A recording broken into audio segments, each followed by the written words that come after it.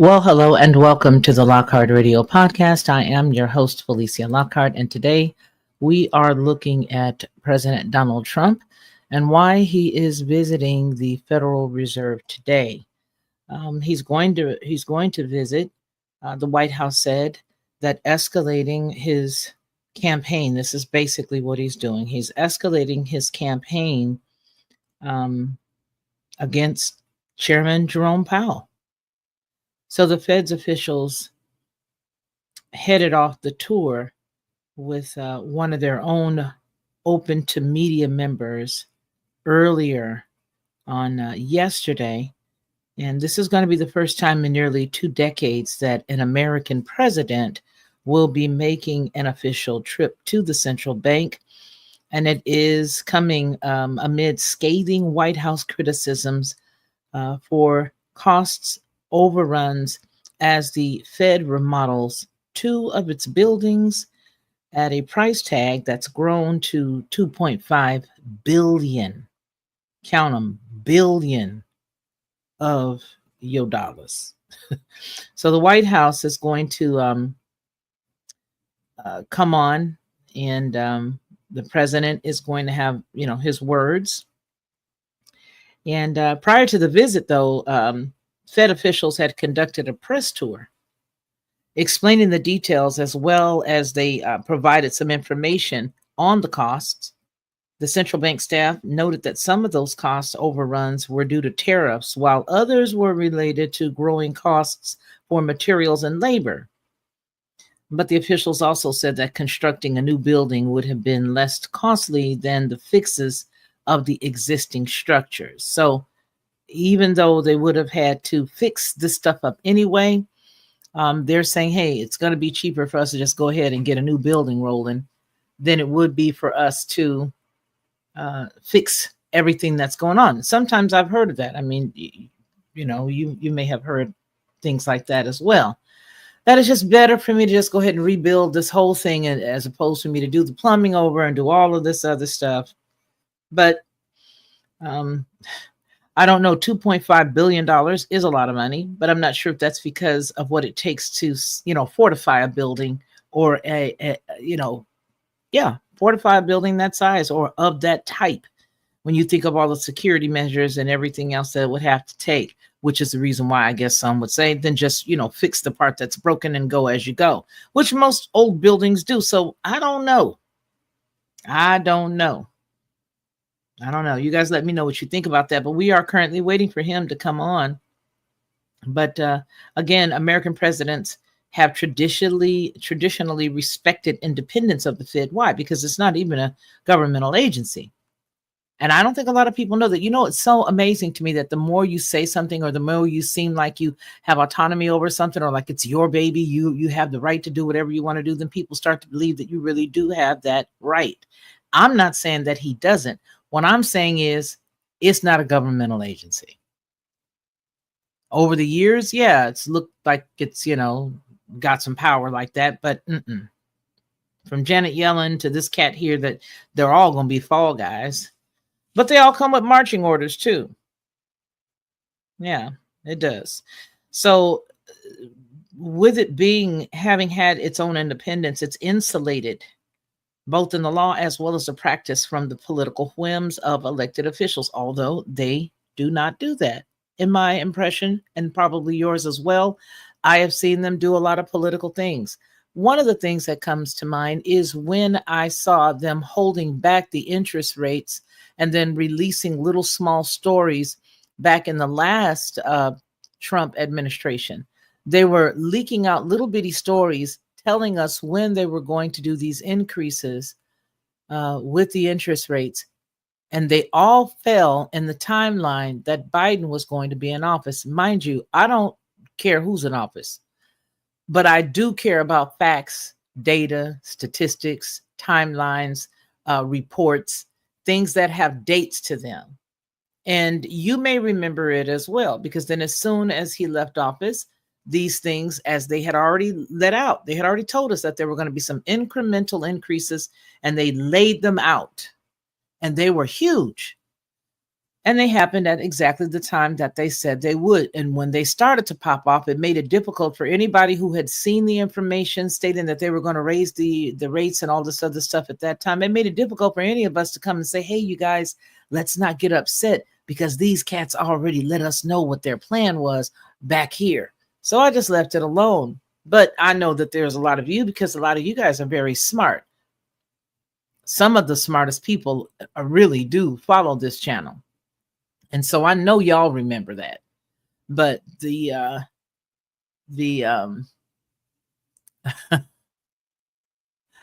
oh, Lord have mercy. Lord have mercy. Lord have mercy. Lord have mercy. I don't know. It's just one of those things. Yeah, it's just one of those things.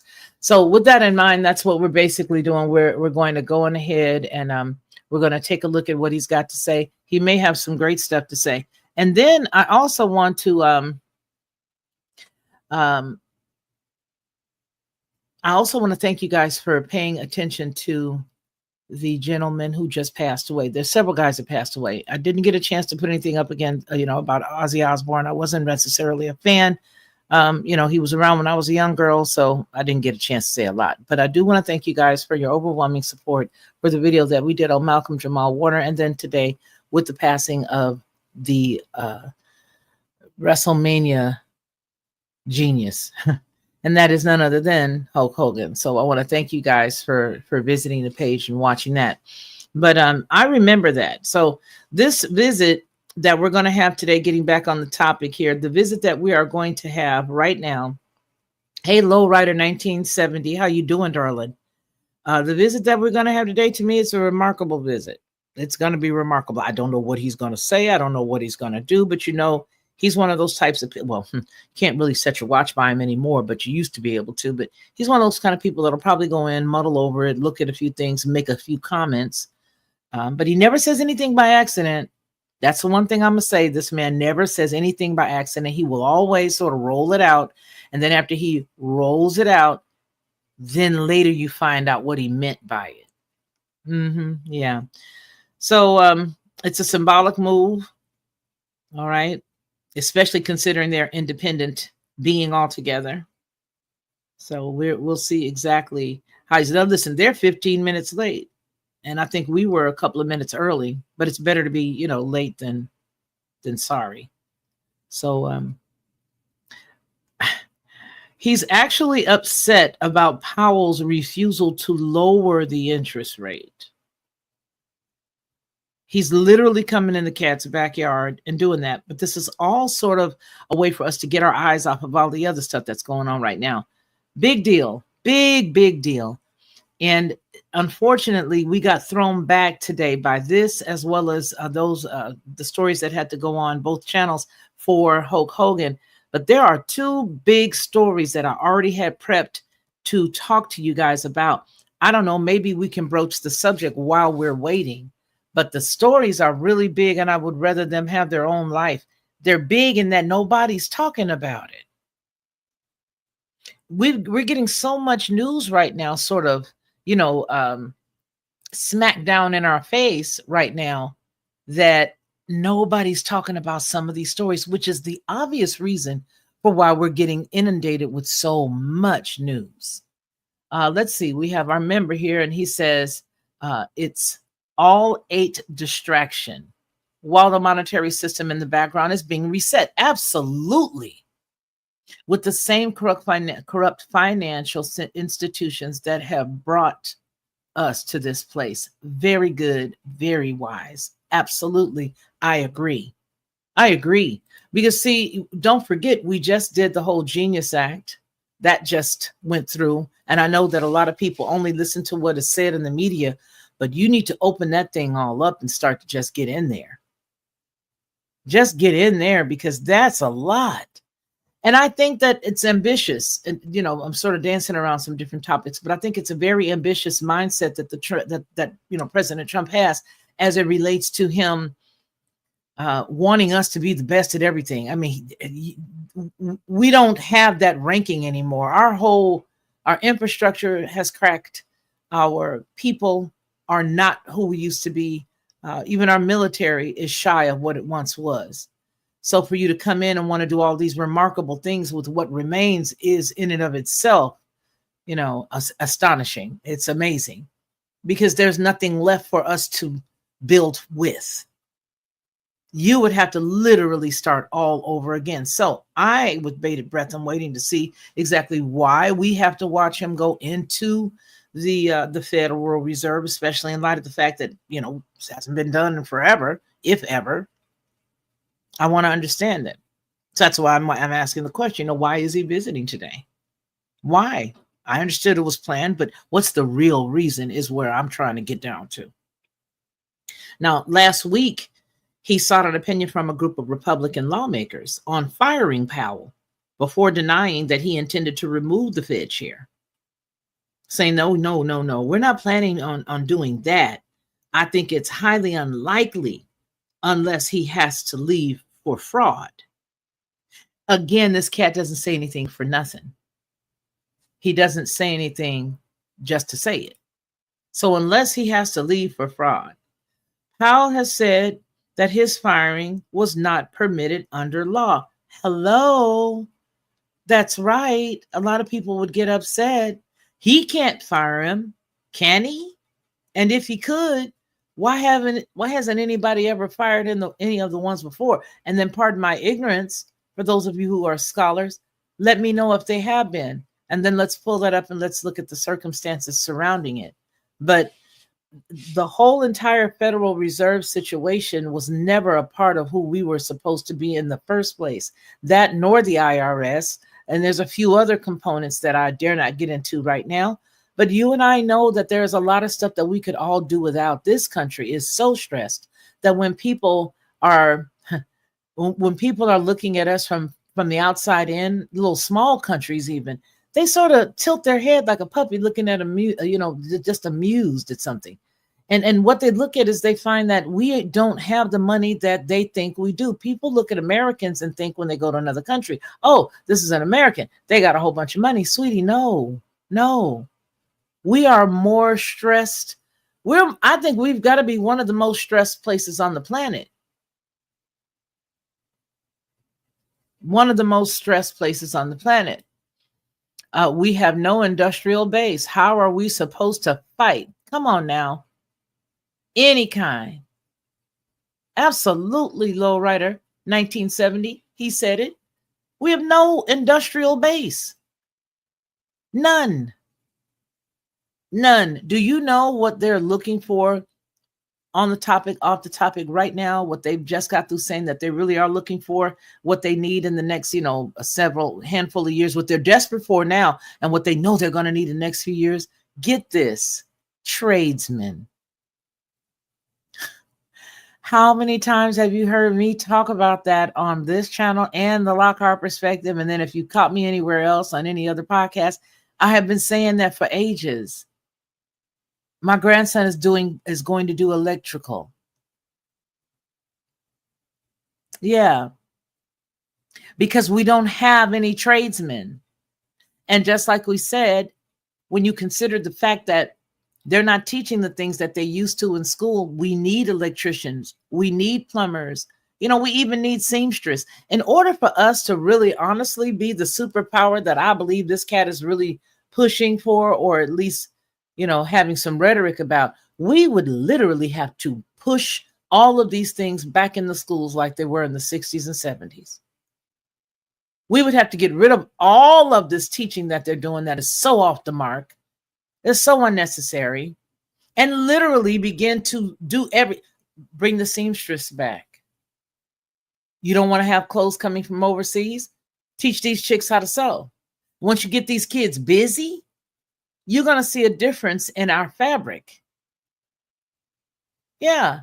Make it mandatory for them to have physical education again. You want to stop all of the, 22-year-olds taking Ozempic and, having these diabetics, 300-pound diabetics in the 12th grade? Make physical education required again.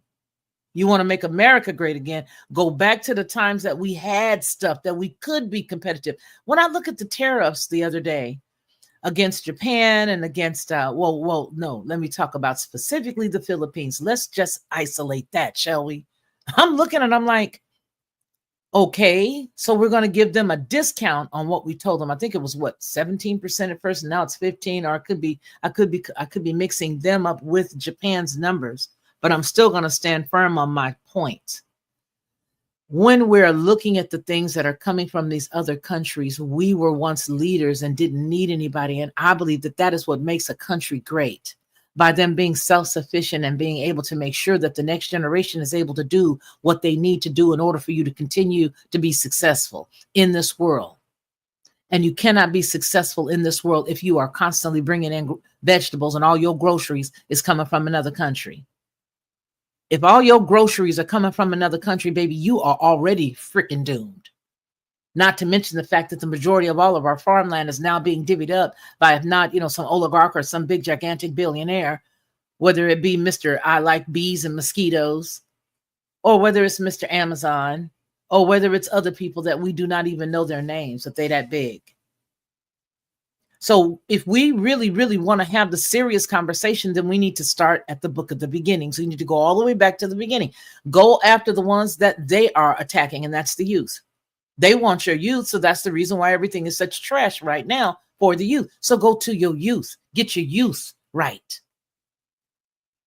If you get your youth right, then you're going to have a chance. But right now, you guys are pummeling the youth with all of these unnecessary conversations and distractions. You're turning each and every high school in the inner city into a prison. I don't know whether you guys have noticed that. There's absolutely no reason, especially when you consider all of the false flags that are being pushed around here these days, with everybody trying to say, well, let's just, let's make sure that we've got some metal detectors at the front. And then let's make sure that our ROs are not just security guards, make them be police officers. And then make sure you have a little substation. Now I'm talking about the places that are in these inner city areas where this is not. And if it's something that's new to you, it's not new to the people who live in those communities, who can chime in and say exactly that they know exactly what I'm talking about. These are the individuals that need to be dealt with. We need to make sure that we are just clearing the slate altogether. Make sure that Bobby can read. Make sure that Bobby can read. Why is he not able to read? What the hell are you teaching in school where he can't read? And I'll tell you, it has a lot to do with the plan. But if they know that there's a plan and they want to tell us that they really care, then I suggest that they change it and fix it quickly. You can't fix it quickly if that's not your goal. If it's just your goal to talk to us and tell us that you're going to make some things change, well, therein lies the reason why you need to just go head on and just take over. Here's what I mean by that.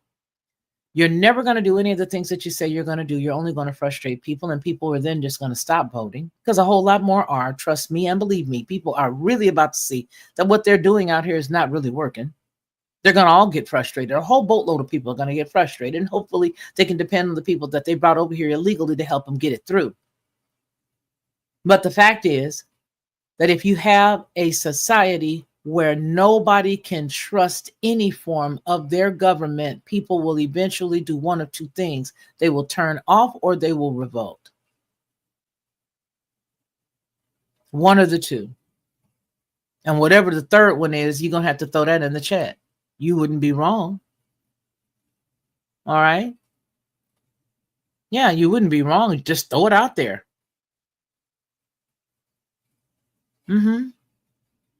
Well, Melcon, I'll say this. I'll say this. It's really honestly and truthfully a very true statement that you've made, because here's the deal. Everybody that's being put in place right now is being put in place with a specific agenda. And that specific agenda is not the agenda for you and for me. It really makes me feel like, with all of the human beings that are on this planet who know what they should be doing, who are in the United States, I don't know why we still putting up with a lot of this stuff. I don't even know how to do it. I don't even know how to make a change. I'm just, I'm a girl. Would I follow a cat? Yeah. Yeah, I would. I would.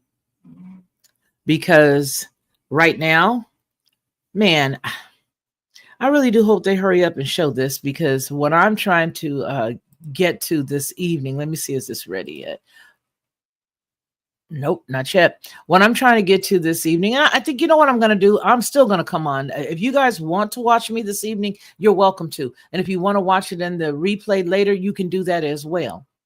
And I say that because these stories are starting to pile up, and they're huge in the size, and they're big in the conversation. So I'm still going to come on later on today. I may just end up being here talking and yik yakking. There's only going to be 7 people, me and, us 4 and no more, but who cares? I at least have to get it out. I at least have to tell you guys really some of the things that you have not had a time to check into. You guys have been so over and so inundated with this whole list, no list. Okay, who's on the list? There's no list. Who's, what's on first? Who's on second? I don't know who's on third. Okay, everything is a mess because you're being piled up on. That's the reason why I try to pull out little stories and share with you as we go. But these two, one of them is going to be with the artificial intelligence. We are going to talk about the artificial intelligence. And we're also going to talk about the deregulation of said artificial intelligence. We're going to talk about that. Okay. We're also, there's so much, my goodness. We're definitely going to talk about that. We're going to talk about why the direction that we're headed in with that is not necessarily a good thing. Even though I understand it's his desire to make sure that we're competitive with other countries, honey, we don't even match. You bringing in other people from other countries just to try to match these countries. We need to really do an overhaul here, man. I don't know when it's going to come, but it needs to come quick. And it needs to be a pure overhaul. Take our country back, because people have walked off with it. As we've sat here docile, no fault of our own, but we've sort of sat here chilling, docile. All right. I think what I'll do is go on ahead and start to get into some of this stuff for you. But what I will tell you is just a small teaser so that you know exactly what we're going to be looking at is the Trump administration's plan to unveil all of his great ideas as it relates to AI. First thing, I'm going to talk about this. And this right here is a small little piece of what you're going to hear. And I'm going to just give you this little piece so that you know what to expect. This piece may make somebody say, well, I don't care. I don't care about wokeness. I don't care about anything. Neither do I. But here is the danger and what they're going to do with regards to this whole woke crackdown. The federal contracts will favor companies whose models are free from ideological bias. All right. NIST will be directed to strip references to misinformation, DEI, and climate change from its frameworks. How could that be a bad thing? How could that go rogue? The way that it could go rogue is because once they start to do that, then they will actually begin to shed off you and me. Oh, you're Italian? They're going to throw that away and put you to the side. They're going to push you over here. Oh, you do X, Y, or Z. We're going to push you over here. And then what it's going to be is this sterile thing that very few are going to be able to match up to. This is a very minute or tiny way that I'm trying to say this without giving my whole entire report away. But what I'm trying to let you know is that even though I don't agree with the whole DEI piece, the whole woke piece, I'm dealing with humans at this point. But now that you turn them tables and now you're dealing with a computer that has been told do X, Y, and Z, they will take X, Y, and Z and do that. But what you got to understand about AI is it tries to make itself better and better and better and better each time. Good, better, best. Never let it rest until your good becomes better and your better becomes your best. That's what it does. Well, thank you very much, everybody. And it feels very good, actually, to be back on a construction site. You know, if you remember, not so long ago, we rebuilt the old post office into the Trump Hotel, and we sold it to Waldorf Astoria. And it was a great success. We had great luck with the building. We did a good job. We built it quickly and relatively inexpensively for about $200 million. And that was a big hotel, big project. But we looked around, and Tim Scott's here someplace. Tim, come on up. You saw what we saw, and the big thing is to get it done. They have to get it done. They have to get it finished. And very importantly, we have to get interest rates lowered in our country. Our country is the hottest in the world right now, but the one section, people are pretty much unable to buy housing because the interest rates are too high. We have no inflation. We have a lot of cash coming in. The tariffs have been unbelievable now. People that didn't even believe in tariffs are saying, what a great move that was. We have hundreds of billions of dollars coming in. Japan, just on one deal, is paying us $550 billion. And they opened up their economy. It's incredible, the deal. And they're happy. We're happy. Everybody's happy. But we should have the lowest interest rate of any country, and we don't. We should have. Every point is worth $365 billion. So we want to get the rates down, but we also want to get the Fed building finished. So I met with the contractors. We toured it with the chairman, and we had a very good tour, and we'll talk to you about it sometime. But Tim and I, we sort of understand what happened. Too expensive. Bottom line is this, that Americans deserve to become first-time home buyers. President Trump has created the best economy in the world. The one thing that would make it better is lower interest rates. Full employment is even more possible. Wages rise faster as interest rates come down when your employment is at 4.1% because of your leadership. We have revenues coming in at record-breaking. Maybe last month, even more revenue coming in than bills going out, which is remarkable. They found $26 billion. They said, where did that come from?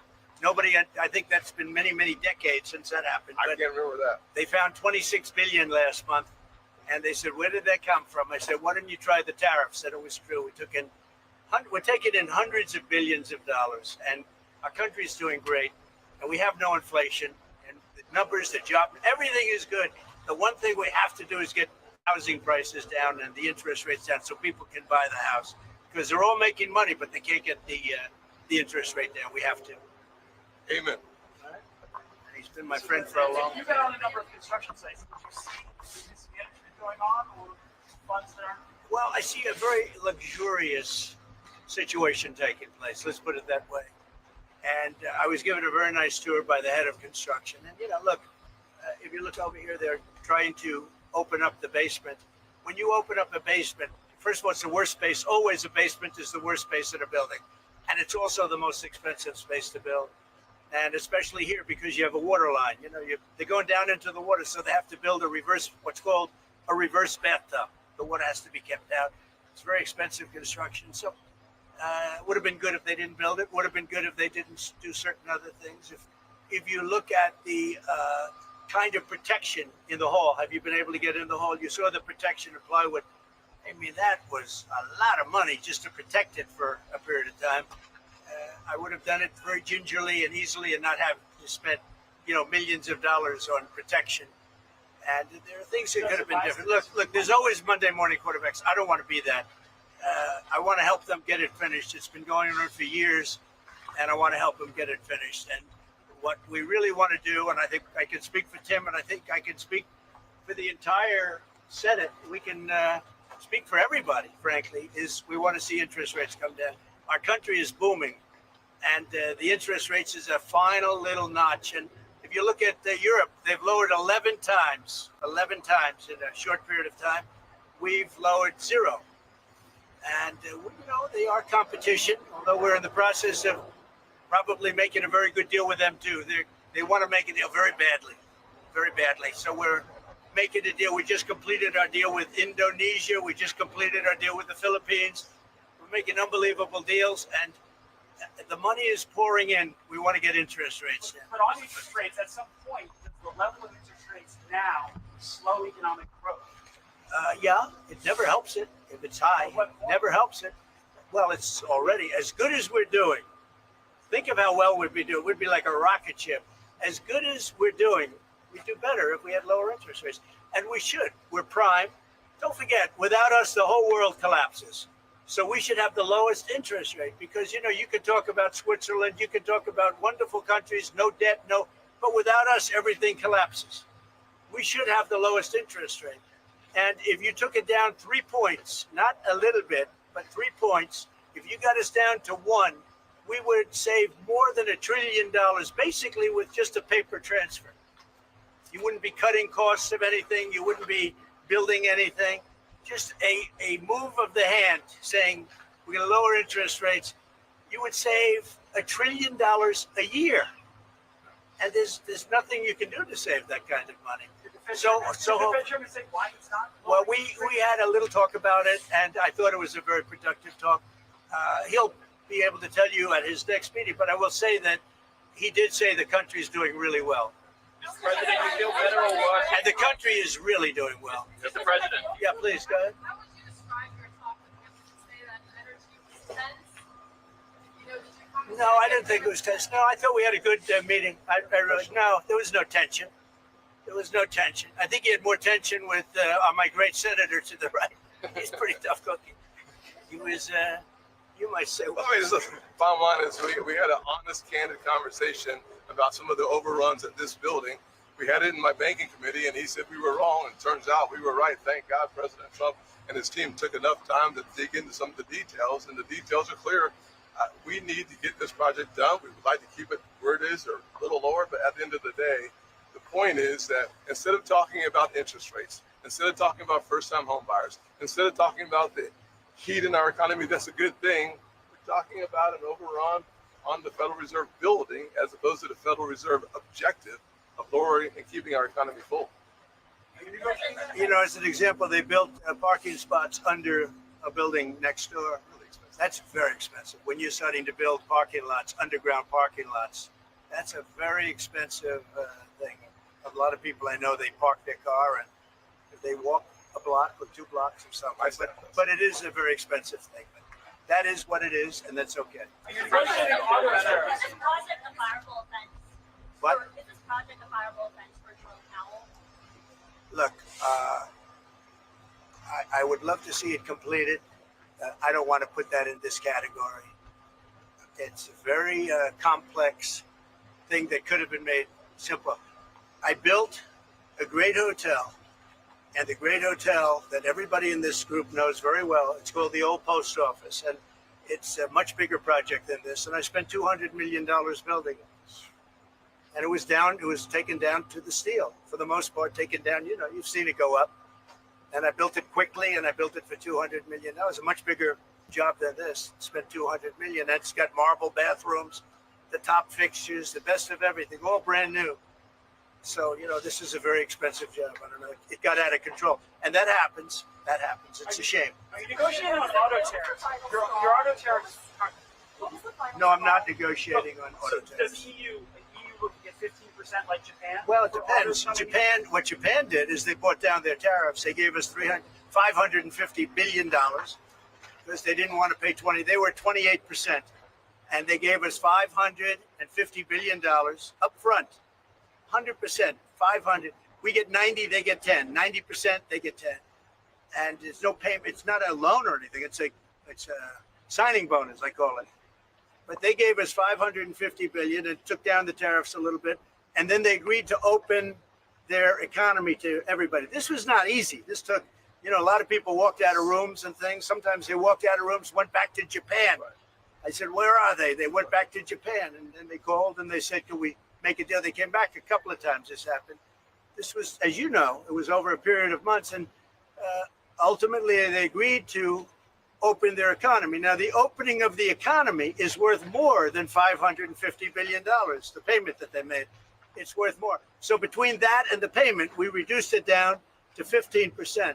But they were at about 28%. And then they bought it down, basically. But could other countries buy it down? Yeah, I would let other countries buy it down. Mr. President, do you feel better or worse about your relationship with the Fed chairman after this meeting? I feel good about it. I mean, look, I have one dispute, and the dispute is there could be some things with money and, you know, where it comes from, how it's come from, how it's printed, where it's printed, all of the standard things with the Fed. But I just want to see one thing happen. Very simple. Interest rates have to come down. If the interest rates don't come down, we're knocking it out of the park with high interest rates. If interest rates come down, then that final little element kicks in, that's housing.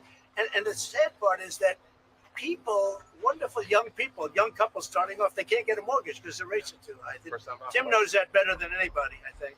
Mr. President, if the rates are hurting families in the country, why let that keep going for another 8 months? Why not just fire the chairman Because now? to do that is a big move, and I just don't think it's necessary. And I believe that he's going to do the right thing.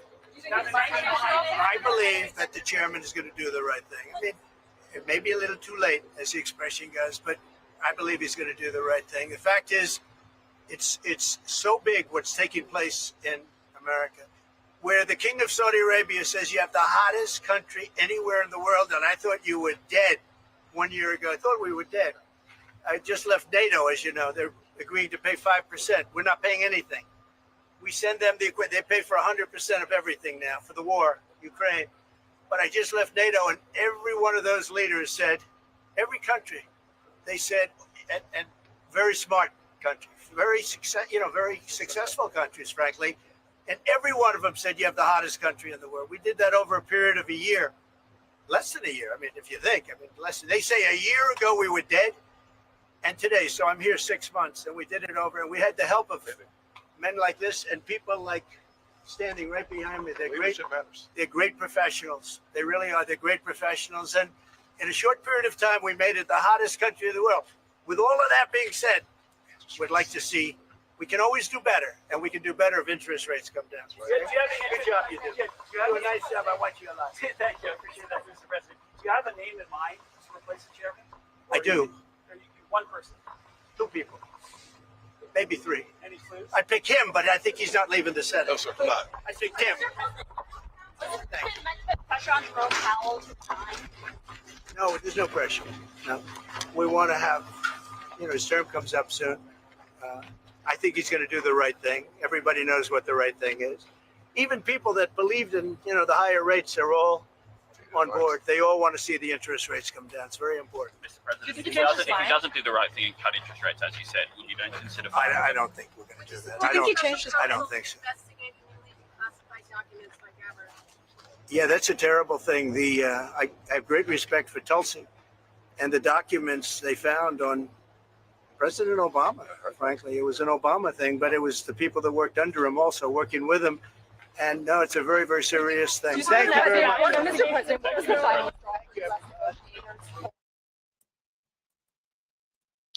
All right. So he said a couple of things that I definitely want to touch on. And one of the things that I wanted to mention was his eagerness to get people to have homes and buy homes.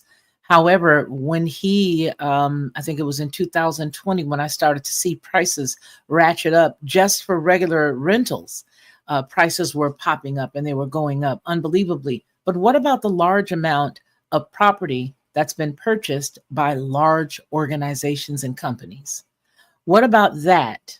That would definitely make prices go up, because if everybody on the monopoly board, if you got 4 people playing and only those 4, for example, own all the houses, what is left for the common man? There's nothing. Nothing is left for the common man. And so that's really what he should have been addressing instead of this. And I'm not going to say that it's a fallacy, because yes, like I shared with you at the top of the show, I do remember the fact that, hey, they were talking about the interest rates going up. And at that particular time, they had given up about 3 or 4 incremental increases that they had put in the media. I read it. I saw it. I said it, but I don't think people really got it, because it hit as soon as the Biden administration came on board. Well, that's because all of the things that happen these days are planned. And in order for you to have spreadsheets and deal with numbers and stuff like that, things have got to be planned, right? But in this case, because you are concerned about people trying to buy houses, they can't buy them, because of all of these laws that are permitting large groups to come in from over the water. These are not companies that are all from here. They're BlackRock. They're huge, where you'll never see the faces. The only face you're going to see is maybe one Fink. You're going to see one person, but that's it. You're not going to see all the other major players. And the problem with that is they're purchased up everything. Look at California. Heck, even look down here, down south. The rents are unbelievable. The purchase prices of homes are unbelievable. And yet your pocketbook and your wallet has not increased at all. As a matter of fact, you find more hands in your pocket since the pandemic than you did before. You got more hands taking money out of your pocket than you did pre-pandemic. Am I wrong? I don't think so. You know why? Because pre-pandemic, small example, pre-pandemic, you could watch whatever you wanted to watch. Some of us still had, cable, and some of us were still, we were complaining about cable. But if you look at your life right now, I'm talking about just regular standard everyday people. I'm not talking about people that I don't watch TV at all. Well, then this conversation is not for you. But for the standard person, and to make my point, the standard person may have only been paying one bill to be entertained, and that may have been their cable bill, or that may have been their dish or something like that, right? But now, in order for you to watch anything, you got to have this app to watch that. Then you got to have that app to watch this. When you're done away with cable, well, now you got the internet, and the internet has to be this fast in order for the kids to do their homework, or for you to surf the internet to look for a job, or whatever it is you got to do. But in tandem with that, you got the Netflix, you got the Apple TV. Then you've got all these other apps that you have to pay for that you barely watch just to watch your favorite show if you've got one. And I'm not knocking the people that do have one or two favorite shows, because everybody's got to have a little something to, veg out on every now and again. Goodness gracious, God forbid that you would just be stuck in the house with nothing. So even with that, there have been increases over increases every year. You may not be a Netflix watcher, but you might be a Prime watcher. And if you're not a Prime watcher, you might be an iPhone, Apple, TV watcher. You may be a YouTube TV watcher. And even if you get YouTube TV, I guarantee you there's a program that you like that's not on that app. And what do you have to do? Sometimes you got to take the 2 free weeks or whatever, and then get rid of it. However it is you rock what you rock, you rocking it because you were put in a position to do that. And there are more pockets, more hands in your pockets now than it was pre-pandemic. And I'm going to stand on that. Another thing about the best economy, and I would imagine that, if the interest rate went down, it would give you the illusion of having a great economy, because that's exactly what was going on back in, 2021, 2022. Things were looking like it was just okay. It wasn't that bad. Everybody was still able to get along, and do whatever they had to do. Yeah, all of that. Next and major final thing, Tim Scott played football. He was from Carolina out there. I think it was North or South Carolina. But either way, that dude ain't but 5'10", 5'11". Why were they still the same height? Right there, what you just saw. Why were they standing shoulder to shoulder? And I'm going to leave that there. Nonetheless, that's what I see, and that's what I saw. And yeah, I'm petty. I'm picking on that piece. But the overall look of it all is that, yes, okay, great. You went down and you said, I see exactly what they're doing. I understand what they're building. I understand about the basement. I get all of that. But you still dodged the main point, and that is, do you still have the authority to ask this cat to go? And if you don't have the authority, then what is the course of action if you want him to leave? And anybody in the chat can assist me in telling me this. When is the last time that a seated president had one removed, chair of the Federal Reserve? And what was the circumstance behind it? Because, I don't know everything. I don't know everything. And that's why I lean on you guys to give me, information. Some of you guys going ahead and send emails or whatever. And I appreciate it because you give me good info. So I am being transparent and saying, if you remember a Fed chair being released by a seated president, when was it? What was the circumstances? And we'll look that up and we'll talk about it together. But I just really questioned the whole, was it a strong arm tactic, or was it to make the people feel like he's really out there doing something? Is it time for for Jerome Powell to just bounce anyway, because it's time for him to, retire? And then you're going to make it look like, okay, I'm making him leave. I'm making him consider stepping down. And then you got the two cats in the background, one of which you're going to place, or one of which you're going to give your green thumb to, or your thumbs up to. And who's the other people? Who's the other cat? You said you had two. Who are the two? Trump hired him. Seems like a psycho scapegoat. Thank you, Frank. It's one of my sons and one of our mods. Thank you. Okay. So I just don't see it. I don't see it. And let me ask you something, Frank. did he did he hire him, or was he giving him his carte blanche, or was he giving him his nod? Was he giving him his nod? Let me look this up and see for myself, because I really don't, I'm not into any of that stuff, other than the fact that I know that some of this stuff's got to go. And like I said earlier, IRS is definitely one that's got to go. They got to go. All the state taxes, all that's got to go. I mean, whatever happened look, I'm about to get, and it's not a conspiracy, it's actually a real thing. Whatever happened to Jassar Nassar? Whatever happened to, to 2001's Declaration of Change? Whatever happened to that? Why is it that we cannot ask questions about the stuff that we knew was supposed to take place and it didn't, and it was curses foiled again, and it never came to fruition? Why can't we speak about those things?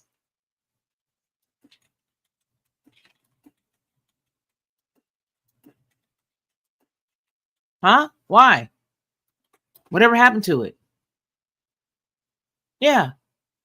Whatever happened to it? And that's exactly what I thought. The president can nominate him, and then the Senate confirms the appointment. The president can also remove a Fed governor, including the chair, for cause, while the president can nominate the Fed chair. They cannot easily remove them without cause. And there is a debate about what constitutes for cause, period. Okay, that answers the question. And it's pretty much what I'm saying too. Okay, I recommend them, and then they come on and they leave, or they come in and they do their thing, and that's that. Or, hey, he's done something bad. But what is it that he could have done that's bad? I don't know. All of them are in bed together. So, and then, you know what? I do want to have this conversation with you guys too, because I see a lot of people in the chats on some of the stories that have been going up lately, just recently. We shouldn't be worried about people's personal lives. We shouldn't be worried about, this lady and the guy for the Coldplay, because, it's their personal lives and they can do whatever they want to do and all this other stuff. Yeah, but if you're living a personal life and you're a public figure, and I see something that you do, and I know there's more behind the story, but more symbolic than anything, I'm going to talk about it. Why? Because I can. The same way people can talk about me in the same way that they do, in the same way that as a public figure, I don't have that privacy that I would like to have. And as soon as I get my face in the place and where I'm in a public situation, people do have the right to ridicule or even criticize what I say. Reduces my liability of, going at you, unless, of course, you say something that damages my finances that are not real. Then I can deal with you that way. All right. But in this particular situation, there have been a lot of circumstances and situations that have been going on recently where there's a lot of symbolism that you guys are totally missing. The video that I attempted to put up the other day for you guys to watch had a lot of answers to it. And of course, it's over on another channel now. It's on another platform altogether. But my point of saying it is, there are a lot of things where people are in bed together and we're all thinking that the divisiveness is real.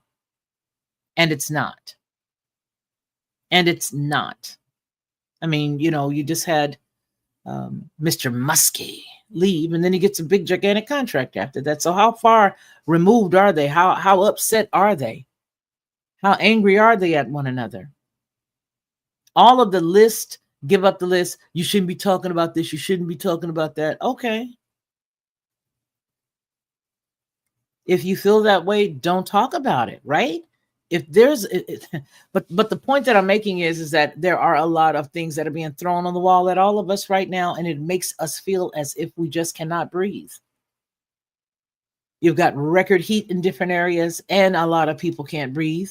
You've got record heat in a lot of areas where people can't keep their houses cool because everybody and their mama is being stressed to no ends. And for him to go and start to look around today, really, I feel like it was just strutting his stuff. He was strutting his stuff. And then on top of strutting his stuff, I think it's really very, very vital for us to know that whoever is coming is going to be a beast, because he's already set him up. They already know who's coming in. Powell knows the day he's leaving. They already know the day that he's leaving. They already know the day that they're going to go ahead and nominate another cat. There's going to be one person that's going to be marred in controversy, and the other one's going to look like, oh, they're just a Cinderella story. And then they're going to get rid of the person who's got the bad, rep or some stuff in their past, or, the reason why would they consider this person? He's got this, and that. They're going to be able to shoot holes in his character. And then the one that's the Cinderella story is going to come around back and, throw the Hail Mary pass and, oh my God, he's going to win. That's what it's about to be, because that's who they want it to be.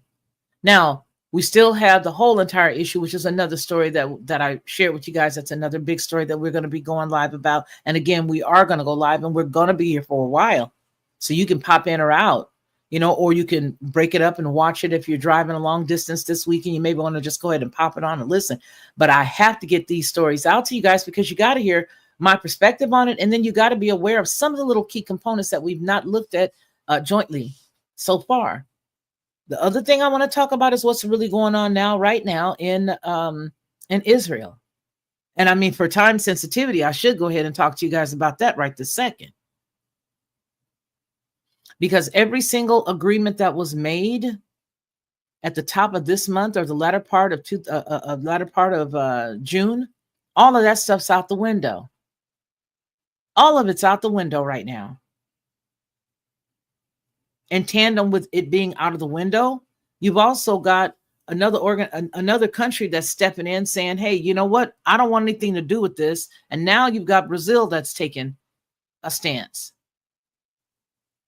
Brazil has taken a stance against the whole situation with Israel. And now they're saying, hey, we want to add our name to the list of the stuff that was going on in 2023 when they said that another portion of Africa, I think it was South Africa, decided to say, hey, we want to make sure that everybody understands how we feel about what we're considering genocide. And this, in our opinion, is. And they went to the courts and they went ahead. Now you got other countries jumping in. You got other countries jumping in. Meanwhile, we're still holding on because this cat refuses to realize that the dude that he's trusting is not who he thinks he is. And really, frankly, is he? Is he who we think he is? It's just a question. And I think I have a right to ask. I have a right to ask the question. Okay? I have a right to ask that question. You have a right to ask it, and you have a right to have the answer. Will we get it? Probably not. Okay? Probably not. But the fact of the matter is, why is it that he is totally going behind everything that he was supposed to do? It's like he's sitting there grinning and smiling, and he doesn't care about the fact that it's not what he thought it was going to be, what Trump thought it was going to be. Trump really honestly did believe, okay, we did that. We've already talked about it. We've already got it taken care of. All right, we made the agreement. We got her done. We got her done, folks. Now we're going to go on ahead and we're going to close this whole thing up. Nobody's going to have any more wars or rumors of wars. We're going to seal the deal. We just sealed the deal. We just sealed it. And on top of sealing it, we did a darn good job sealing it. There's not going to be any more of this, fighting. And now we went in and we did what we had to do. Yeah, we did it all. So I do want us to have an even longer conversation about that than just the video that we put up, than what we were just talking about. We need to really have a long conversation about that, because to tell you the truth, how it affects us is unbelievable. It's the effect on us is unbelievable. Like I said, we are the joke. We're the butt of every joke right now, and the bane of the United States citizenry's existence. We really are. We are. So let's just go on ahead and get into this. We don't have to come back. For those of you who don't want to be here, I respect your time. But as a podcast, we're just going to go ahead and just get into it. I want to go on ahead, and I do want to talk about the AI crackdown. I want to talk about some of the things that's going on with the AI and how it affects us. Some of you may or may not remember that in the year 2019, the president that we now have actually had set up some things for the AI technology. It was June of 2019. It was the National Artificial Intelligence Research and Development Strategic Plan. and they had made an update on it, but this is when it came out, right? It came out in February. The update was done in June of that same year, of 2019. In 2019 is when it actually got an update. So let me just give you a brief synopsis, because it started over before then. The process for creating the plan began in August of 2018 when the administration directed the Select Committee on AI to refresh the 2016 National AI R&D Strategic Plan to account for significant recent advancements in AI and to ensure that the federal R&D investments remain at the forefront of science and technology. The Select Subcommittee then issued a request for information, or RFI, to solicit input from the public on the current AI R&D strategic plan to determine ways to strategically or to strategize how they should revise or improve. Now, that's a little piece. Doesn't sound like much. It's not really much. But here's what I want to say. We are now at the precipice of dismantling everything as it relates to the safeguards that we would have and the regulations that we're just now putting together. What the president just did with regards to the AI is that, and I'm saying the AI very broad, a very broad statement. Okay, I'm making a very, very broad when I say the AI. I'm just, just talking about it from that standpoint. I'm saying it like that. But what had happened was, is that now he's decided we are not going to have any of the bumpers or guardrails that we had in the past. Okay, none of them in the past. Now, back in 2019, there were some safeguards. Of course, the whole idea was about promoting sustained investment and AI research and development in collaboration with industry, academia, international partners, allies, and other non-federal entities. This is what the maintaining American leadership was standing for. That's what he said that he wanted to do. He wanted to maintain American leadership. And a lot of people have been asking, how can we have leadership in this that other countries are already well advanced? It's by taking off the bumpers. It's by taking off the guardrails. Back then, it was enhancing access to high quality and fully traceable federal data. Keep your eye on that. Fully traceable federal data. Models and computing resources. Reducing barriers to use all AI technologies. This is what he's doing. Reducing the barriers to use all AI technologies.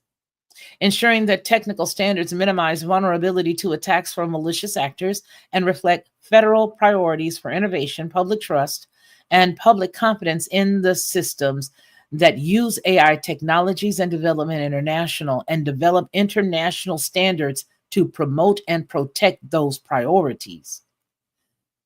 Then training American AI researchers and users and developing and implementing an action plan. So in the early days of the second Trump administration, because I already talked to you about what was going on in the first one, in the early days of the second Trump administration, the president did issue a new executive order, which was 14179, establishing a policy of American global AI dominance in order to promote human flourishing, economic competitiveness, and national security. To that end, EO 14179 calls for the submission to the president of an action plan within 180 days to be developed by the assistant to the president of science and technology, the special advisor for AI and crypto. I don't know who's coming in after him, but let me tell you something. It's not that long before it's time for him to go. But whoever comes, this can actually destroy our country, because he came in and he got rid of things that he didn't agree with the last president, and we sort of wobbled. Okay? If the next presidency does not want to go in this direction, we're going to do more than wobble. So the special advisor for the AI and crypto and the assistant to the president for national security affairs, along with the assistant to the president for domestic policy, the director of the Office of Management and Budget, OMB, and relevant heads to executive departments and agencies. In late February, the White House issued a request for all the information seeking public comment on policies, ideas, and AI actions. By late April, the Office of Science Technology Policy, or the OSTP, reported that more than 10,000 public comments had been received from interested parties, including academia, industry groups, private sector organizations, and state and local, as well as tribal governments. Funny. Okay, here's a quote. We're going to read the quote and then we're going to go on. The huge volume of public comments that we receive reflects the deep interest Americans have in the future of AI and highlights the critical importance of the Trump administration's AI action plan for advancing this generation's defining emerging technology. This comes from Michael Kratosis, the assistant to the president and the director of OSTP. And this is what he stated at the time. Now, talking about removing the barriers. The White House is especially keen on removing the barriers to AI innovation, particularly those it views as being implemented by its predecessors. Actions in the first half of 2025 include the January 20th, 2025 Executive Order number 14148, initial rescissions of harmful executive orders and actions, which explicitly revoked President Biden's executive orders 14110 of October 30th, 2023, which was labeled Safe, Secure, and Trustworthy Development and Use of Artificial Intelligence. This was a Biden executive order. It was worth noting that while this executive order revoked the Biden EO on AI deliverables that grew out of the Biden administration or his executive order, and were promulgated through rulemaking, for example, health data, technology, and interoperability. Rule HT11 rule of January 9th, 2024 were not rescinded by the EO and would need proper regulatory action to be revoked. So we're looking at, the health data. But the HT1 rule included federal regulations for improved algorithm transparency with its first of a kind federal requirements for AI machine learning based predictive software in healthcare. He has gotten rid of a lot of stuff that if you allow AI to go rogue, baby, it's gonna go rogue.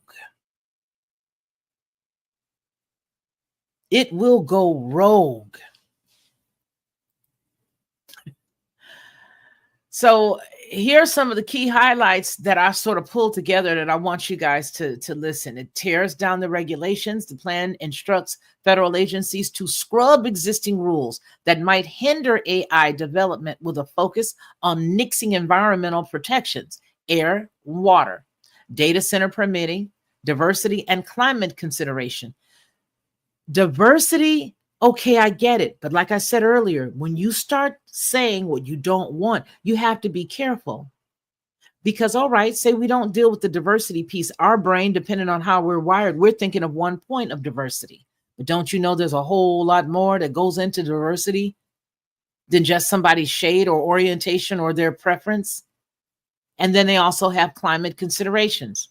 The woke AI crackdown. Federal contracts will favor companies whose models are free from ideological bias. I read this earlier. The NIST is directed to strip references to misinformation, DEI, and climate change from its frameworks. Okay, kudos on misinformation. However, once we start looking at some misinformation, I believe a lot of this stuff is objective. But that's just me.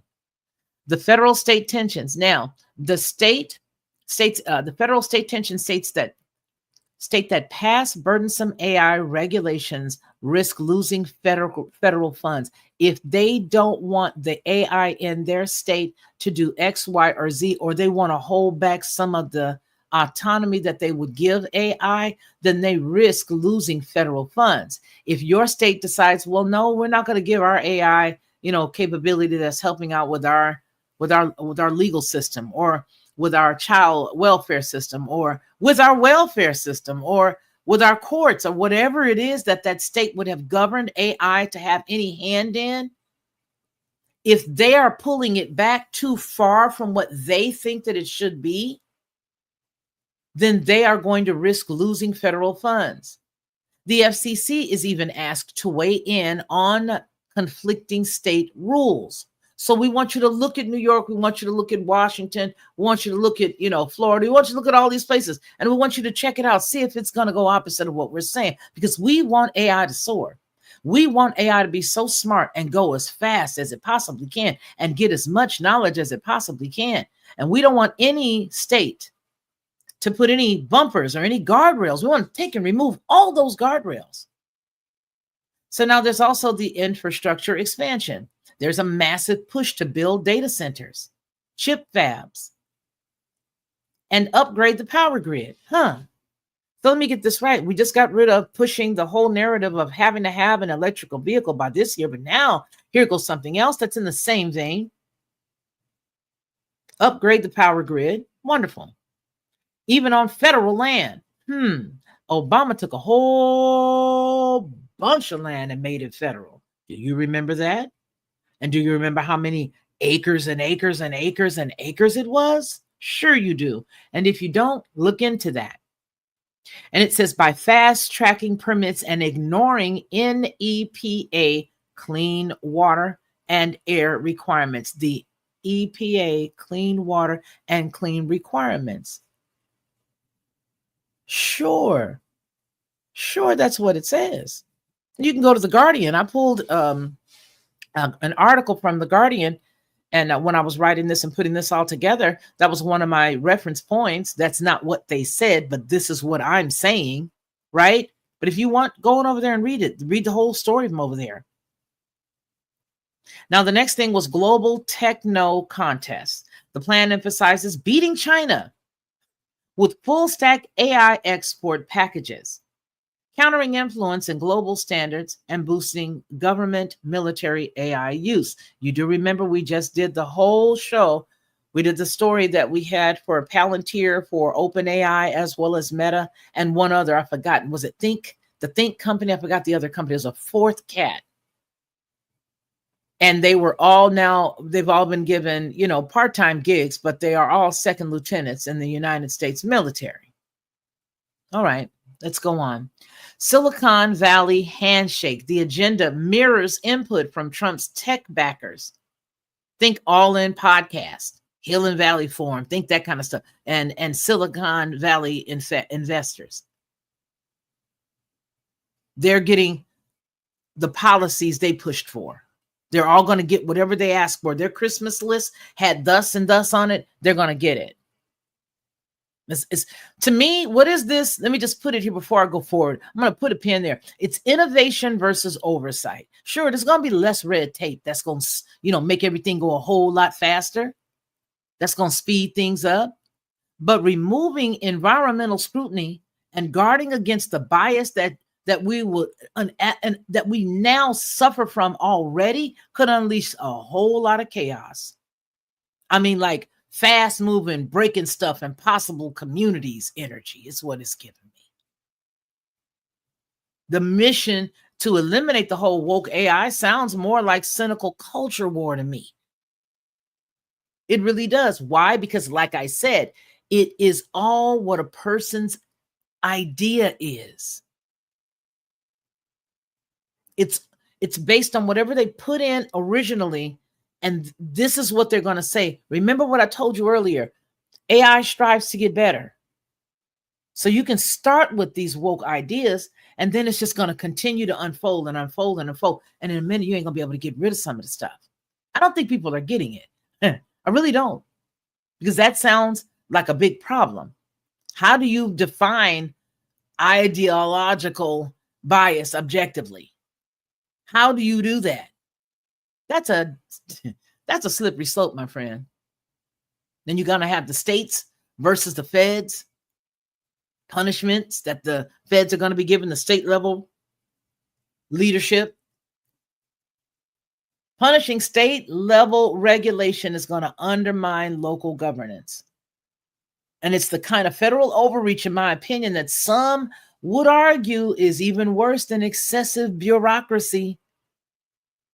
Hypocritical much.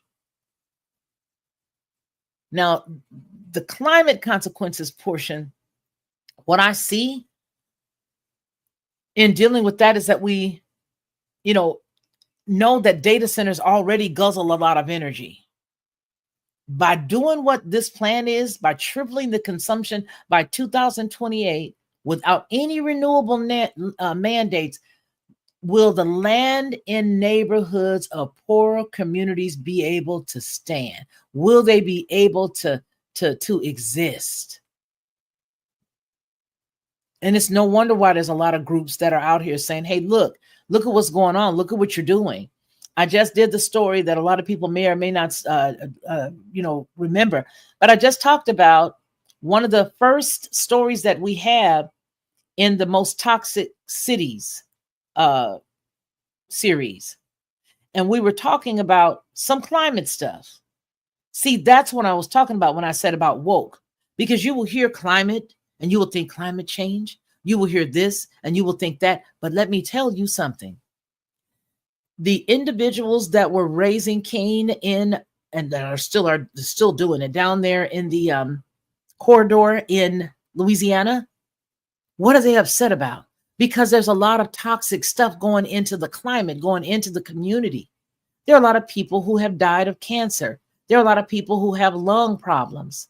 A lot of individuals. The climate consequences dealing with these just guzzling energy data centers is going to be unbelievable. And here you've got the Trump administration that's unveiled all these plans to speed through stuff. The last time the man tried to speed through something, we're still reeling from it.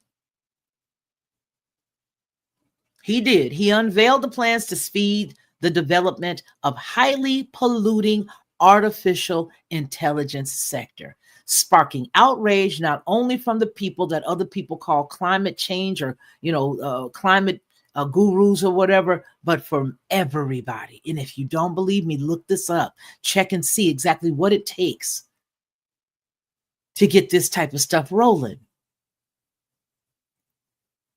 Now, yesterday, he did roll out a 28-page plan that pledges to remove the so-called bureaucratic red tape and streamlining permitting for data centers, semiconductor manufacturing facilities, as well as fossil fuel infrastructure. And to do it is going to be to dismantle some environmental and land regulations, roll back some of those protections. Even though I'm not a Biden fan, the things that he did put up were for protection. But these things are going to turn those things back for subsidies and semiconductor plants related to climate requirements and seek to establish exclusions for data centers. So we're going to give them an exclusion to pollute. And oh boy, we're going to give them exclusions for data centers to get themselves and wiggle them out of the National and Environmental Policy Act. And they're going to shore up all of the Clean Water Act permits. So in other words, we're going to give you a pass. We're going to give you a pass. Here's what President Trump said. We need to build and maintain vast AI infrastructure and the energy to power it. To do that, we will continue to reject radical climate dogma and bureaucratic red tape, as the administration has done since Inauguration Day. The plan says simply put, we need to build, baby, build. My God, I don't think everybody gets it. Because exporting AI tech infrastructure, like he's trying to, get us all out here and bring these people over here and move them over there, Yeah, that might help the United States hold on to a tech lead, but it also risks fueling authoritarian surveillance tools abroad. Let's get into that piece. Giants like China gonna love that. So here's really what I want to talk about. I really want to go on ahead and close up with this. If we talk about how Trump's AI action plan could steamroll privacy and melt the energy grid, because that's exactly what's about to happen. And I'm not making nothing gloom and doom, but even if 2% of what I'm telling you happens, aren't you glad you heard me say it? Yeah. So let's talk about it. How his action plan could steamroll privacy, melt down the energy grid, and mess with everything from national security all the way up to your Netflix recommendation. First up, the privacy portion, because by scrapping all of the oversight in favor of fast deployment, that warp speed mindset, the plan is essentially greenlighting tech giants to collect and process and experiment with all of your data at breakneck speed without the usual safeguards, those pesky safeguards. Facial recognition, biometric tracking, predictive algorithms, all systems go. Now shift to energy. Data centers are going to be set to triple energy usage by 2028. And thanks to the deregulation, they can now sprout up anywhere, including ecologically fragile land. No requirements for renewables, you guys. No concern for the water usage. Why am I saying that? Because he's just said that all of these safeguards are now going to be removed. No concern for the water usage, just raw industrial bloat, in my opinion. And if you thought that your recommendations with algorithms were already biased and creepy whenever you start looking at your phone or whatever, imagine them trained under a government mandate to eliminate what it is you like under the guise of woke ideology. That's first. If your AI model recognizes racism, climate science, or social inequality, it might be considered biased and get tossed out. This is not just a tech policy, folks. It's a tech policy with the side of, I'm not going to say that. Here's the bottom line. You may still get, the movie suggestions that you want when you start trying to look for stuff. And you may not. Some of the movies that you and your wife want to sit down and see, they're going to be clean, which is not a problem. Patriot approved, that's not a problem. And blissfully unaware of any real collapse in our systemic injustice. They're just going to be what it is. It's just going to be something that's sitting in your face, and you're not going to even realize that they are sterilizing whatever it is that your choices are. See, everything has a fine line. There's a thin line to everything. It's like that old song, A Thin Line to Love and Hate. There's a thin line to everything. You can cross over on one side, and where you thought you wanted things to be protected, where you a grown man or a grown woman, you want to watch what you want, you won't be able to do it because it's going to step in and say no. I know that AI isn't sentient. It doesn't want anything. It doesn't. At least not in a conscious way. But what we have to understand is what it does do is it optimizes. You can start out with a little, like that scripture says, a little leaven leaveneth the whole lump. That's what its function is to detect patterns and mimic behaviors, chase results. Just chase results based on the data that we give it. So now when we train it in a deregulated environment, because that's really what we're talking about, we're going to continue to train it, you and me and everybody else that is using their cell phone right now, that's using their computer, because they put it in everything. So when we begin to train it in this deregulated environment, We're not just giving it a head start. We're giving it a trajectory. We're basically saying, grow up fast. Hurry up, hurry up, hurry up. Stay strong. Grow up fast. Grow up strong. And be blind to anything that might slow you down, like fairness, accuracy, or the public good. Just go. Hurry up. And here's how things are going to get messy, in my impression. Once AI systems are thrown out there at scale in our government, in our healthcare, in our education, finance, all your money, law enforcement, try to pull them back. Like trying to recall 1,000,000 poisoned arrows after you released them out your quiver. Just everybody just get a whole bunch of arrows at the same time. Pull your arrows out your quiver, put them in your bow, and just stretch them out. Everybody to get 1,000,000 folks and just go. Now you try to recall all of those millions of poison arrows after they have already been released. At that point, it's just about models. It's about the infrastructure, the policies, the profit motives, and the public trust that have formed all around them, because everybody is going to trust what they see. The systems are going to be expected to move fast, cut corners, and call it efficiency.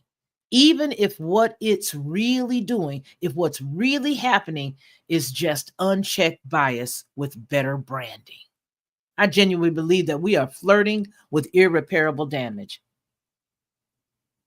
Danger isn't just some sci-fi moment where the AI wakes up and then goes rogue. It's the very real, very quiet way that these tools normalize, how they get normalized. And once they're everywhere, shaping the decisions behind the scenes, whether it's who gets a job or, who gets paroled or what kind of credit score somebody has, we're no longer just training machines. We're training society to hand over its logic and its sense of justice to code that was never built to understand people in the first place. And here's what really scares me is how invisible the bias becomes. We stop questioning, we stop noticing it. And by the time somebody says, hey, hey, Bob the Builder, maybe we should fix this. Because he's given the green light to fast track it, it's already baked into everything. From law enforcement software to education platforms, all the way down to your grandmama's thermostat, baby. Yeah. So if you into just, laissez-faire, just let it be. Let it happen on its own. Big tech first. Let it go. Just go. If you're more cautious about public interest and privacy and, diverse voices, because I don't want to hear anybody just talk like me. I don't want people to be exactly like me, because that's a damn dumpster fire right there. I hope that you're alarmed. What I've shared with you, I hope you really get it. And if you are, that's good. You should be. Because once we unleash this kind of tech without clear boundaries, trying to slap regulations on it afterward is like saying, you know what? Let's go ahead and put some brakes on the car after it's already doing 120 miles an hour going down the freeway, down a hill. Just guided by, the feelings and a bunch of venture capitalists.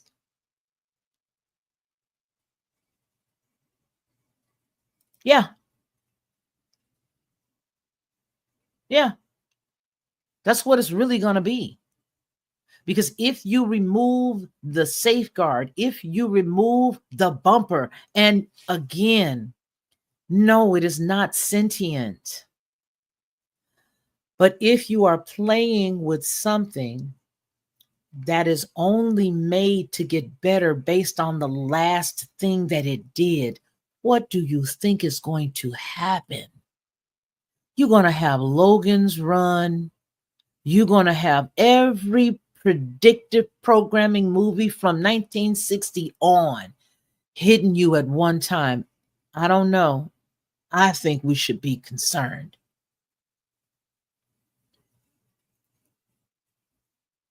Don't you? I think we should be concerned. I think that we should be concerned. You want to hurry it on up. You want to make it really quick. You want to do it real quick. But the danger in doing it real quick is exactly what happened when he did something quick before. I don't think a lot of people know that the guardrails are supposed to come off of this. I really don't think a lot of people know, and I'm going to shout it from the rafters. He's taking off the guardrails. Somebody tell me the name of the movie that had the guy in it, the tall guy that was married to the crazy chick that he slapped the actor over. Told him Will Smith. Is it I, Robot? We're talking I, Robot, but on a totally different level. Listen, this thing is going to be in the framework of everything. Ain't nobody gonna believe me, so I've done my due diligence. I've done my job. I've said it. I've said it. I remember a few years ago when I said, I believe, and this was what I declared at that time. I said, I wish I could find the video that I said it on. I said, I believe that AI is the Antichrist. Let that sink in. Because a lot of people heard me say it. And a lot of people disputed what I was saying. Yeah. But why did I say that? Why did I think that? Do you want to know why? Because anything spiritual only needs a vessel. Anything spiritual, all it needs is a vessel. I'm going to find this video for you because I think it's important for you guys to see this bad boy. I'm going to find it. And I want you guys to take a look at it because there is a prosecutor. There you go. This was from 2 years ago. Okay. This was from 2 years ago. And based on how AI moves and shakes, baby, I want you to know something. It's probably faster than this now. And it's probably deeper than this now. This is from Headlines with a Voice. It was 2 years ago. Yeah, I put this up 2 years ago. Scientists in China have reportedly built a machine prosecutor that uses artificial intelligence to press charges. The system can file a charge with 97% accuracy when given verbal accounts of events, the researchers claim. The machine was trained using information compiled from more than 17,000 cases from 2015 to 2020 and can correctly file charges for Shanghai's 8 most common crimes, including credit card fraud, theft, and, quote, picking quarrels and provoking trouble, close quote. According to research published in the month of December 2021 from the journal Management Review, the AI prosecutor was developed and tested by the Shanghai Pudong People's Procuratorate, China's biggest and busiest district prosecution office, the South China Morning Post reported. The paper noted that the system could even run on a desktop computer. An update now to a News4Jack's I-Team investigation involving a... Did you hear that? That it could even run on a desktop computer. Did you hear that? That was from 2 years ago. And we are supposed to be trying to catch up with China, which is the reason why all of the regulations were removed. Because what was preventing us from being on par with them, other than the fact that they are a communist nation, is the fact that they did not have any bumpers and they were allowed to move freely about the building and create an AI that could prosecute people.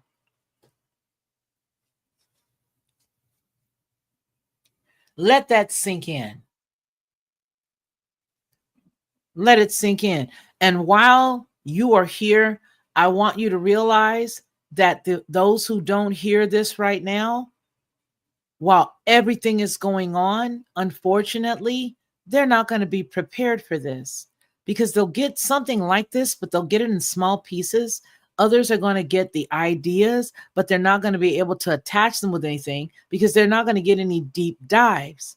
The reason why I said that the AI was going to be like the precursor, it would be the Antichrist, is because they had given citizenship to an AI, a robot. And now they're quietly creating fleets of her. Wisdom is the name. Sophia is the name of the robot. But Sophia means wisdom. And I'm not saying wisdom as in it's good. I'm saying what I'm saying, that they created her. They gave her citizenship. Where did they give her global citizenship? In Saudi Arabia. Well, I don't want to bore anyone. I really don't. But by the same token, I feel it necessary for you to understand that what everybody has been preparing for coming from the sky is literally going to come from your desktop. And you're going to believe it when you see it. You're going to think that what you're seeing is the real deal Holyfield. Because people have been listening to the voice of Rome forever, they've no clue what's really going on. The only thing that they understand is what they think they know. And what you think you know will always harm you if you think you know it all. I don't know it all. So therefore, I keep myself open to learning. But when you stop and you believe that what you've thought all these years is accurate, that's when you get caught up in a snare. If you've only got 5,000 people and 4,000 people go in one direction and only 1,000 go in the other direction, and you just got through reading the scriptures that you like, that tells you that it's a narrow way, it's a narrow path, that there's going to be less people on the road that's going in the right direction than there are going in the wrong direction, but yet you're still on the road with the 4,000, I submit to you that you need a teacher. That you need to understand that what you're reading a lot of times is metaphors. They are metaphors on purpose. Don't you know that there are people who don't like to learn and all they want to do is go get the cliff notes? All they want to do is have somebody tell them how they lost weight and not show them. They would rather listen to what somebody has to say instead of meet them at the park and walk every morning and meet them at their house and they'll teach them how to meal prep. Just tell me how you did it. I don't want to do it with you. Well, because then you're going to expect me to do it with you. But just tell me. Why don't you just tell me the name of the movie that you want to see? Okay. The truth of the matter is that there are a lot of people that are looking for some pie in the sky to come down and save them and help them. And it is that thought process that has allowed these types of things to slip in while you are still looking and hoping and hoping and hoping. Meanwhile, there are people around you right now today that are not here. They won't be here tomorrow. You went to sleep yesterday and they're not here today. But they were hoping and hoping and hoping. My point is, it's okay to hope, but make sure that your hope is built on true information. Make sure that it's not just some allegory or some metaphor that you never took the time to break down. When somebody breaks it down and gives it to you, you know what you need to do? Just say, hey, let me ponder on that. Where else can I ponder? How else can I think on this? Let me think on this. These are important things. So now that you understand where I come from on the side of the whole AI thing and why I will always give you information about CERN, about Fermilab, and about any other scientific breakdown or environment, the reason why is because while you're over here looking at all this big froofy stuff about a funky list, they're still doing stuff in Switzerland. They're still doing stuff at the the particle colliders in California, the colliders that are in Chicago.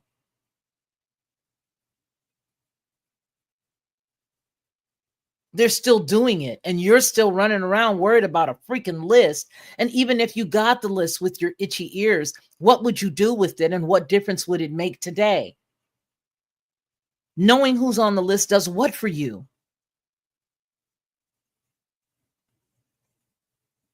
Learning about Obama does what for you? Who cares? Look, how long ago was that? Was that like almost 9 years ago? I'm not saying that it's not a big deal, but what I'm saying is, do you honestly think that you're going to get any information when the same person was standing there telling you he was going to lock her up, chanting in the audience, and then after getting in, turns around and says, "Oh, those are great people.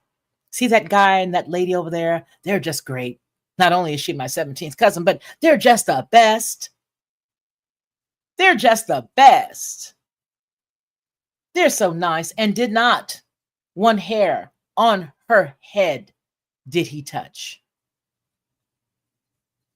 That chick did not miss drawing on one eyebrow. And then you'll find the people that, well, you know, they're not around anymore. They took them out to such and such bay, and they did this and that. Okay, right, whatever. But my point is, did you get any satisfaction that you were promised? You signed up for it. You lost some friends over it by pushing this person in the office. Did you get any satisfaction? And if they give you the list today, will you be satisfied? We can all sit here and use conjecture and guess whose name's on there. But at the end of the day, once we find out, what will it do for us? Will it bring any of the babies back? Have any of us actually gotten out there and dealt with our states as it relates to why they're losing kids that are in the protection systems? A mom or a dad was out there on some drugs or something, and then their baby ended up having to be taken away, but then you lose the baby in the system. Have you talked about that? Have you actually said, where's the list from the state of Arkansas? Where is the list from the state if you live in Texas? Where's the list from the state of Alabama? Where's the list from the state of California? Where is that list that tells us where those babies are? That's the list you need to be looking for. But no, you don't want that. You don't want that. You want to know why I'm not talking about Obama. You want to know why I'm not pushing the whole narrative with the list. You want to know why I will talk to you about the new AI rules and laws and regulations. You want to know why I will come and tell you about CERN being used to create all of your medical, every time you've ever had to get in an MRI, courtesy of CERN. You want to get upset because I talk about CERN. That's amazing. You're upset. But who are you really upset with? Don't be mad. Get right. It's going to be okay. We need to know these things. And these are the hard talks and conversations that we need to be having. Because yes, it's important to know who's out here hurting people who cannot protect themselves. But you have an entire state that you reside in, an entire county that you reside in, that are more than likely losing more children than anybody's business. That is where you start to put your feet on the ground to make a real difference instead of wondering about some old weirdo's list. And we already know who's on it. Everybody does. We all do. So I appreciate all of you. I appreciate we have a member that's here today with us, and I just saw him earlier. He may already be gone. This is our member, Lowrider 1970. For $2 a month, you guys can join him because there's some pretty decent stuff over there in the membership. And there's some things that we're going to do. We're pulling the members that are, I think we have 2 left on the other side that we need to pull over here before that channel is shut down, before we close it all the way down. But I really appreciate each and every one of you guys. And if you want to become a member, please do. If you don't have the ability to become a member, then consider purchasing me a cup of coffee. And you can do that with the Buy Me a Cup of Coffee link that's down below in the description. And if you can't find that there in the description, please go to the About page and you'll be able to do it there. I appreciate each and every one of you under the sound of my voice right now, as well as those who would look us up in the replay. Please share this, and please make sure that before you go that you've taken the opportunity to like this, because if you do, then it allows more people to know about this. And the more people that know, the less I have to put out, because I don't have to do a 2-hour live. I can just give you, a couple of tidbits. If you like tidbits, if you just want a few more, 3 or 4 minute videos, that's good. But the more people that come on board, the more we're able to help educate, and the freer I can become. And so I appreciate that. If we don't have any questions, I see one question.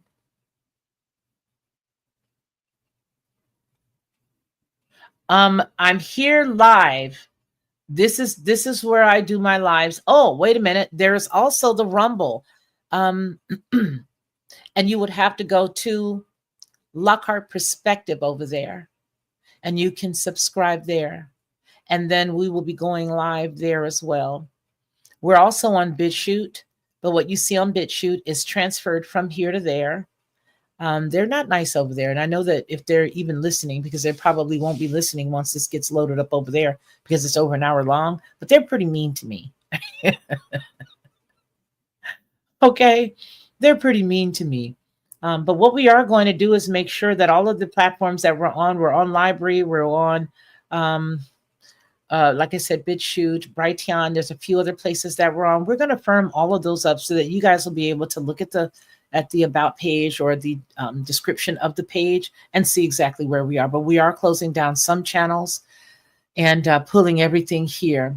And I appreciate those of you who have come over and from, the Lockhart Perspective now to Headlines with the Voice, Lockhart Perspective. Thank you for that. Again, share it out, hit the like button. And if you haven't already, I want you to make sure that you take care of yourself. Look after you. Somebody somewhere needs to hear this, because I know I always have to get reminded about taking care of myself too, because I'm always trying to take care of everybody else. I'm like the mama, right?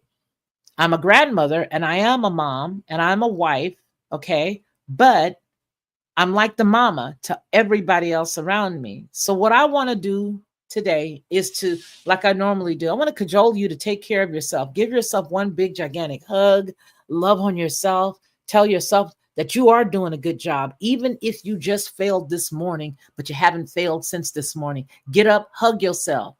Speak good things about yourself and to yourself. Do that. Do that, because we can really be our worst critic. I know I am. I know I don't need no help being a critic of myself, but I try to do my best. And I'm sure you're doing the same thing. So if nobody's told you today that they're proud of you, I'm proud of you. But what I want to make sure that I impress upon you to do is to take care of yourself, because nobody else will. You can look around right now and you won't find nobody else. If you gave your last $10 to somebody last week and now you need $10, baby, trust and believe, when you start looking around, there ain't nobody got $10. So take care of you first. It's okay to say no. It's a complete sentence and it's an anointed word. Then after that, you can reach around, and take care of somebody else. But in between time and in the meantime, baby, go make sure you get you some sauce. Peace. Hey everyone, it's me, Felicia, of the Lockhart Perspective and Headlines with a Voice. I want to tell you a little secret. This is what I used to do, because I don't do it anymore. I would go to the store, buy the barbecue sauce, pour it inside of a bowl, put a whole bunch of different spices, a dash of brown sugar, a dash of maple, and a dash of mustard, stir it all around, and everybody would be like, oh my gosh, this is the best, this is the best. But I was exhausted after all of that, and a lot of times I couldn't remember how many dashes of what I put in it. But I don't have to do that anymore, because now I just go to Judge Joe Brown's website and I order his 3-pack of bottled barbecue sauce. It is by far the best, and I do mean the best barbecue sauce I've ever eaten. And when you go to his website and you order his 3-pack, you'll see exactly what I mean. Head on over to jjbbbbq.com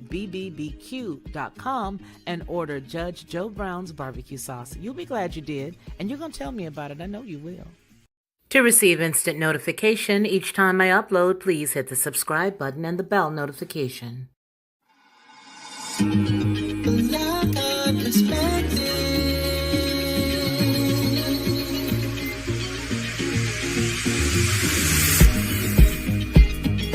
Helping